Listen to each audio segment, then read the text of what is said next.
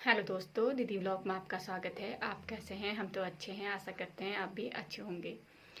दोस्तों, आपने देखा होगा बहुत बार ऐसा होता है कि हमारी कुछ ना कुछ गलती भी नहीं होती है, फिर भी हम किसी के षड्यंत्र में फंस जाते हैं।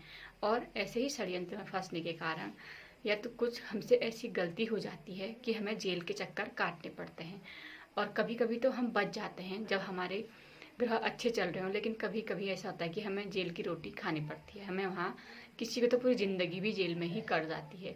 अगर हम कुछ सावधानियाँ रखें, अगर हमें कोई ये बता दे कि तुम्हारे उसमें ऐसा योग बन रहा है, तो हो सकता है कि हम उसमें से बच जाएं। लेकिन हर बार ऐसा होता नहीं है, क्योंकि लोग बताना नहीं चाहते और हमको उसका ज्ञान होता ही नहीं है। इस वजह से भी हम उसमें फंस जाते हैं। इसका एक योग होता है हमारी कुंडली में। आपने देखा होगा 1 से लेके 12 घर तक हमारे कुंडली के 12 घर होते हैं। जो 12वां घर होता है वो हमारा जेल जाने के योग से संबंध रखता है। तो आप देखेंगे वो हमारा व्यय भाव भी माना जाता है। तो आप देखेंगे अगर हम जेल के की उसमें फंस गए तो हमारा धन के साथ व्यय, टाइम, हर चीज़ उसमें खर्च होगा। और अगर वहाँ उसका एक रीज़न होता है, अगर 12वें घर के स्वामी के साथ राहु वहाँ 12वें घर में बैठ जाए, या तो 12वें घर का जो स्वामी है वो पीड़ित अवस्था में है, और या तो फिर हमारे ग्रह की जो सूर्य है, जो सूर्य हमारे कुंडली का पूरा राजा के समान जिसका राज चलता है, अगर सूर्य पीड़ित हो जाए तो आप देखेंगे ऐसी कंडीशन में हम जरूर कभी ना कभी जेल के चक्कर काट के आते हैं। कभी कभी तो हम जाके सीधे आ जाते हैं, लेकिन कभी ऐसी कंडीशन हो जाती है कि हमें वहाँ रहना पड़ता है।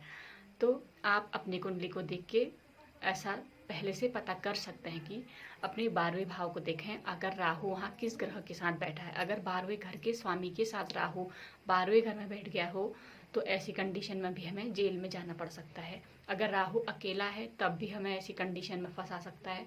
और अगर हमारा 12वें घर का स्वामी वो पीड़ित अवस्था में बैठा है, तो अगर उसको किसी क्रूर ग्रह की दृष्टि पड़ रही है तब भी हम वहाँ फंस सकते हैं। आपको पहले अपनी कुंडली देख के सावधान हो जाना चाहिए, क्योंकि अगर हमें पता है कि आगे गड्ढा है तो हम अपने को पहले रोक सकते हैं। अगर हमें पता नहीं है तो हम उसमें गिरने के बाद देखते हैं। तो जब गिरने के बाद होता है वो हमें तो दर्द मिल चुका होता है, अपमान मिल चुका होता है, उसका फिर उतना ज़्यादा महत्व तो नहीं रहता है। लेकिन अगर हम पहले ही संभल जाएँ तो बहुत बार ऐसा होता है कि हम वहाँ जाने से पहले ही बच सकते हैं। आपको मेरी जानकारी कैसी लगी? लाइक सब्सक्राइब जरूर करें। धन्यवाद।